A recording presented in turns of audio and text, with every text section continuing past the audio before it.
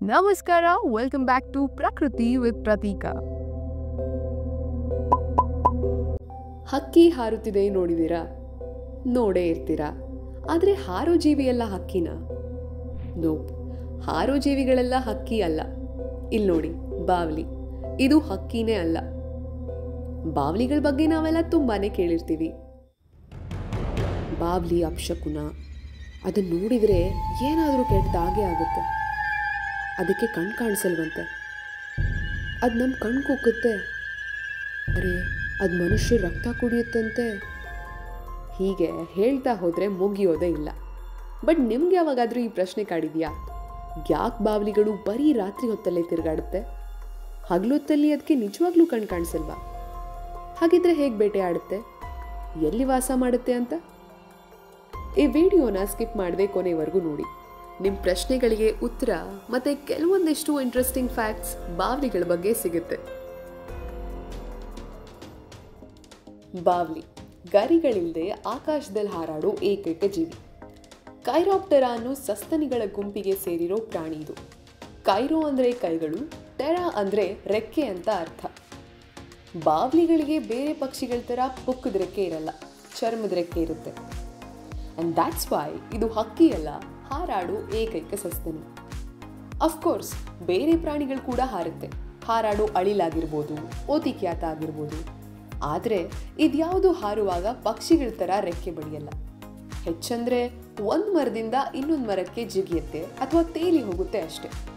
ಆದರೆ ಬಾವಲಿಗಳಿಗೆ ಈ ರೀತಿ ಪುಕ್ಕದ ರೆಕ್ಕೆ ಇಲ್ಲದೆ ಇರೋದ್ರಿಂದಲೇ ಆಕಾಶದಲ್ಲಿ ಆರಾಮಾಗಿ ಹಾರೋಕೆ ಆಗುತ್ತೆ. ಮತ್ತೆ ಅದು ಹಾರುವಾಗ ವೇಗವಾಗಿ ತನ್ನ ಡೈರೆಕ್ಷನ್ನ ಚೇಂಜ್ ಮಾಡೋಕೆ ಸಹಾಯ ಮಾಡೋದು ಚರ್ಮದ ರೆಕ್ಕೆಗಳೇ.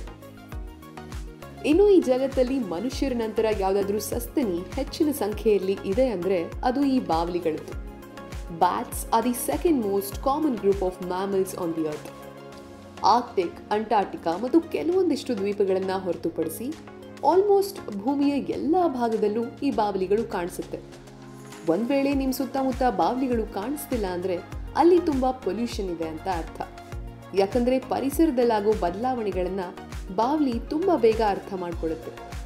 ಪೊಲ್ಯೂಷನ್ ಇದೆ ಅಂತಾದರೆ ಅಲ್ಲಿ ಬಾವಲಿಗಳಿರಲ್ಲ. ಮತ್ತೆ ಪ್ರಪಂಚದಲ್ಲಿ ಸುಮಾರು 1300ಕ್ಕೂ ಹೆಚ್ಚು ಬಾವಲಿಗಳ ಪ್ರಭೇದಗಳಿವೆ. ನಮ್ಮ ದೇಶದಲ್ಲಿ ಸುಮಾರು 131. 70% ಬಾವಲಿಗಳು ಕೀಟಗಳನ್ನು ತಿಂದರೆ ಉಳಿದ ಬಾವಲಿಗಳು ಹೂವು, ಹಣ್ಣು ತಿಂದು ಬದುಕುತ್ತೆ. ಕೇವಲ 3 ಪ್ರಭೇದದ ಬಾವಲಿಗಳು ಮಾತ್ರ ರಕ್ತ ಹೀರೋದು. ಹೀಗೆ ರಕ್ತ ಹೀರೋ ಬಾವಲಿಗಳನ್ನು ವ್ಯಾಂಪೈರ್ ಬ್ಯಾಟ್ಸ್ ಅಂತ ಕರೀತಾರೆ.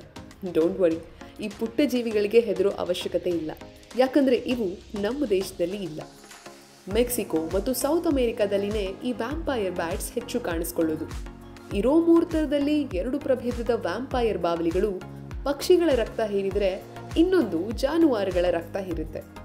ಹೀಗಿರುವಾಗ ಬಾವಲಿಗಳು ಮನುಷ್ಯ ರಕ್ತ ಹೀರುತ್ತೆ ಅನ್ನೋದು ಶುದ್ಧ ಸುಳ್ಳು. ಹಾಗೇನಾದರೂ ಮನುಷ್ಯ ರಕ್ತ ಹೀರಿದ್ರೂ ಕೂಡ ಮನುಷ್ಯರೇನೂ ವ್ಯಾಂಪೈರ್ಗಳಾಗಲ್ಲ. ಇನ್ನೂ ಸಿಂಪಲ್ ಆಗಿ ಹೇಳಬೇಕಂದ್ರೆ ಈ ಬಾವಲಿಗಳಲ್ಲಿ 2 ಥರ, ಒಂದು ಮೈಕ್ರೋಬ್ಯಾಟ್ಸ್ ಮತ್ತೊಂದು ಮೆಗಾಬ್ಯಾಟ್ಸ್. ಹೆಸರೇ ಹೇಳೋ ಹಾಗೆ ಮೈಕ್ರೋಬ್ಯಾಟ್ಸ್ ಚಿಕ್ಕ ಬಾವಲಿಗಳು, ಕ್ರಿಮಿಕೀಟಗಳನ್ನು ತಿಂದು ಬದುಕುತ್ತೆ ಇವು. ಮತ್ತೆ ಮೆಗಾಬ್ಯಾಟ್ಸ್ ದೊಡ್ಡ ಬಾವಲಿಗಳು. ಫ್ರೂಟ್ ಬ್ಯಾಟ್ಸ್ ಮತ್ತು ಫ್ಲೈಯಿಂಗ್ ಫಾಕ್ಸ್ ಇವಕ್ಕಿರೋ ಇನ್ನೊಂದು ಹೆಸರು. ಹೂವಿನ ಮಕರಂದ, ಹಣ್ಣು ಮತ್ತು ಎಲೆಗಳು ಇವುಗಳ ಆಹಾರ. ಹೀಗೆ ಹಣ್ಣು ಹಂಪಲು ತಿಂದು ಬೀಜನ ಕಾಡಿನ ಸುತ್ತ ಹರಡೋದು ಬಾವಲಿಗಳ ಕೆಲಸ. ಹಗಲೊತ್ತಲ್ಲಿ ಈ ಕೆಲಸನ ಪಕ್ಷಿಗಳಾದ ಮಂಗಟ್ಟೆಗಳು ಮಾಡಿದರೆ ನೈಟ್ ಶಿಫ್ಟ್ ಬಾವಲಿಗಳದ್ದು. ಬಾಳೆ, ಮಾವು, ತೆಂಗು, ಸೀಬೆ ಹೀಗೆ ಕೆಲವು ಗಿಡಗಳ ಪಾಲಿನೇಷನ್ ಅಂದರೆ ಪರಾಗಸ್ಪರ್ಶವನ್ನ ಬಾವಲಿಗಳು ಮಾಡುತ್ತೆ. ಆ ರೀತಿಯ ಗಿಡಗಳಲ್ಲಿ ಆಗೇವ್ ಅಥವಾ ಅಗಾವೆ ಕೂಡ ಒಂದು. ಟಕೀಲಾ ತಯಾರಿಸೋಕೆ ಬಳಸೋ ಗಿಡ ಇದು. ಈ ಗಿಡದ ಪರಾಗಸ್ಪರ್ಶವನ್ನ ಪ್ರಮುಖವಾಗಿ ಬಾವಲಿಗಳು ಮಾಡೋದ್ರಿಂದ ಬಾವಲಿ ಇಲ್ಲದೆ ಅಗಾವೆ ಪಾಲಿನೇಷನ್ ಆಗೋದಿಲ್ಲ. ಅಗಾವೆ ಇಲ್ಲದೆ ಟಕೀಲಾ ತಯಾರಿಸೋಕೆ ಸಾಧ್ಯನೇ ಇಲ್ಲ ಅಂತಾರೆ.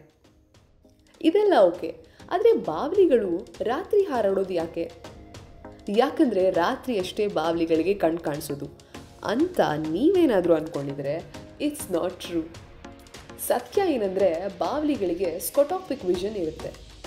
ಅಂದರೆ ಕಡಿಮೆ ಬೆಳಕಲ್ಲಿ ನೋಡೋಕ್ಕಾಗೋ ಕಣ್ಣಿನ ಸಾಮರ್ಥ್ಯ. ಇದರರ್ಥ ಹಗಲೊತ್ತಲ್ಲಿ ಕಣ್ ಕಾಣಿಸಲ್ಲ ಅಂತ ಅಲ್ಲ. ರಾತ್ರಿ ತುಂಬ ಕ್ಲಿಯರ್ ಆಗಿ ಕಾಣುತ್ತೆ ಅಂತ ಅಷ್ಟೆ. ಅದಕ್ಕೆ ಯಾವಾಗಲೂ ಅಪರೂಪಕ್ಕೆ ಬಾವ್ಲಿ ಬೆಳಗ್ಗೆ ಅಥವಾ ಮಧ್ಯಾಹ್ನ ಹಾರಾಡೋದನ್ನ ನೀವು ನೋಡ್ಬೋದು. ಅದು ಬಿಟ್ಟರೆ ಬಾವ್ಲಿಗಳಿಗೆ ಬೆಳಕಾಗೋದೇ ಕತ್ಲಾದ ಮೇಲೆ.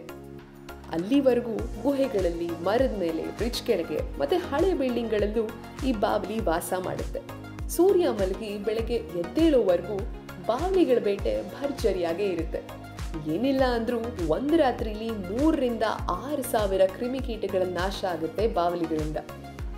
ಮೈಂಡ್ ಬ್ಲೋಯಿಂಗ್ ಏನಂದ್ರೆ ಬೇಟೆಯಾಡುವಾಗ ಬಾವಲಿಯ ಬಾಯಿ, ಕಿವಿ ಮತ್ತು ಮೂಗು ಕೂಡ ಸಹಾಯ ಮಾಡುತ್ತೆ. ಇದ್ರಲ್ಲಿ ಏನ್ ಗುರು ಸ್ಪೆಷಲ್ ಅಂತ ಅನ್ಸ್ಬೋದು ನಿಮ್ಗೆ. ಬಟ್ ಇಲ್ಲಿ ಕೇಳಿ, ಮನುಷ್ಯ ಜಾತಿ ಕೇಳೋಕೆ ಆಗದೆ ಇರುವ ಒಂದು ಸೌಂಡ್ನ ಈ ಬಾವಲಿಗಳು ಪ್ರೊಡ್ಯೂಸ್ ಮಾಡುತ್ತೆ. ನಾರ್ಮಲಿ ನಮ್ಮ ಹಿಯರಿಂಗ್ ಕೆಪಾಸಿಟಿ ಅಂದ್ರೆ ಧ್ವನಿಯನ್ನ ಗ್ರಹಿಸೋ ಸಾಮರ್ಥ್ಯ 20 Hz ಇಂದ 20 kHz ವರೆಗೆ ಇರುತ್ತೆ. ಆದರೆ ಈ ಬಾವ್ಲಿಗಳು ಸೌಂಡ್ ಪ್ರೊಡ್ಯೂಸ್ ಮಾಡೋದೇ 30 kHz ಮೇಲೆ. ಅಂಡ್ ಕೆಲವೊಂದು ಬಾವಲಿಗಳಂತೂ ಈ ಅಲ್ಟ್ರಾಸಾನಿಕ್ ಸೌಂಡ್ನ ತಮ್ಮ ಮೂಗಿನಿಂದ ಹೊರಹಾಕುತ್ತೆ. Isn't it crazy? ಈ ಸೌಂಡು ಬಾವಲಿಗಳ ಮುಂದೆ ಇರೋ ಆಬ್ಜೆಕ್ಟ್ನ ರೀಚ್ ಮಾಡಿ ಮತ್ತೆ ರಿಫ್ಲೆಕ್ಟ್ ಆಗುತ್ತೆ. ಇದರಿಂದ ಬಾವಲಿಗಳಿಗೆ ಮುಂದೆ ಇರೋದು ಮನುಷ್ಯರ, ಮರನ, ಮನೇನ ಮತ್ತೆ ಅದು ಎಷ್ಟು ದೂರದಲ್ಲಿದೆ, ಯಾವ ದಿಕ್ಕಲ್ಲಿದೆ ಅಂತಲೂ ಕ್ಲಾರಿಟಿ ಸಿಗುತ್ತೆ. ಬಾವಲಿಗಳು ಮತ್ತು ವೈರಸ್ಗಳ ನಡುವೆ ಒಂದು ಸಂಬಂಧ ಇದೆ. ಬಾವಲಿಗಳ ದೇಹದ ತಾಪಮಾನ ಯಾವಾಗಲೂ ಜಾಸ್ತಿನೇ ಇರುತ್ತೆ ಮತ್ತು ಇವುಗಳ ರೋಗ ನಿರೋಧಕ ವ್ಯವಸ್ಥೆ ತುಂಬ ಆಕ್ಟಿವ್ ಆಗಿ ಇರೋದ್ರಿಂದ ಅದು ಬ್ಯಾಲೆನ್ಸ್ ಆಗುತ್ತೆ. ಹೀಗಾಗಿ ವೈರಸ್ಗಳು ಬಾವಲಿಗಳ ದೇಹದಲ್ಲಿ ಹೆಚ್ಚಾಗಿ ಬೆಳೆಯಲ್ಲ, ಆದರೆ ಅವುಗಳ ದೇಹದಲ್ಲೇ ಜೀವಂತವಾಗಿ ಉಳಿಯುತ್ತೆ. ಅದಕ್ಕೆ ಬಾವಲಿಗಳು ಎಷ್ಟೋ ವೈರಸ್ಗಳಿಗೆ ನೈಸರ್ಗಿಕ ಆಶ್ರಯ ತಾಣ ಆಗಿವೆ. ಇವೆಲ್ಲ ಗುಂಪಲ್ಲಿ ಜಾಸ್ತಿ ವಾಸ ಮಾಡೋದ್ರಿಂದ ವೈರಸ್ಗಳು ಒಂದು ಬಾವಲಿಯಿಂದ ಇನ್ನೊಂದಕ್ಕೆ ಈಸಿಯಾಗಿ ಸ್ಪ್ರೆಡ್ ಆಗುತ್ತೆ. ಮನುಷ್ಯರು, ಬಾವಲಿಗಳು ಅಥವಾ ಅವುಗಳ ಮಲ, ಮೂತ್ರ ಅಥವಾ ಲಾಲಾರಸದ ಸಂಪರ್ಕಕ್ಕೆ ಬಂದಾಗ ಮಾತ್ರ ಮನುಷ್ಯರಿಗೆ ಈ ವೈರಸ್ಗಳು ಹರಡಬಹುದು. ಇಲ್ಲ ಅಂದ್ರೆ ಬಾವಲಿಗಳಿಂದ ವೈರಸ್ ಮೊದಲು ಮತ್ತೊಂದು ಪ್ರಾಣಿಗೆ ಹರಡಿ ನಂತರ ಆ ಪ್ರಾಣಿಯಿಂದ ಮನುಷ್ಯರಿಗೆ ಸ್ಪ್ರೆಡ್ ಆಗೋ ಚಾನ್ಸಸ್ ಇರುತ್ತೆ. ಹಾಗಂತ ಬಾವಲಿಗಳನ್ನ ಕೊಲ್ಲೋದು ಅಥವಾ ಅವುಗಳ ಬಗ್ಗೆ ಭಯ ಹುಟ್ಟಿಸೋದು ಪರಿಹಾರ ಅಲ್ಲ. ಯಾಕಂದ್ರೆ ಪ್ರಕೃತಿಯಲ್ಲಿ ಪ್ರತಿಯೊಂದು ಜೀವಿಗೂ ತನ್ನದೇ ಆದ ಮಹತ್ವ ಮತ್ತು ಬದುಕೋ ಹಕ್ಕಿದೆ. ಇದಾಗಿತ್ತು ಇವತ್ತಿನ ವಿಡಿಯೋ. ಇದೇ ರೀತಿ ಇಂಟ್ರೆಸ್ಟಿಂಗ್ ವಿಡಿಯೋಗಳಿಗಾಗಿ ಈ ಚಾನೆಲ್ನ ಸಬ್ಸ್ಕ್ರೈಬ್ ಮಾಡಿ and hit the bell icon ಅಂತ ಹೇಳ್ತಾ ನಾನು ನಿಮ್ಮ ಪ್ರತೀಕಾ ಸೈನಿಂಗ್ ಆಫ್.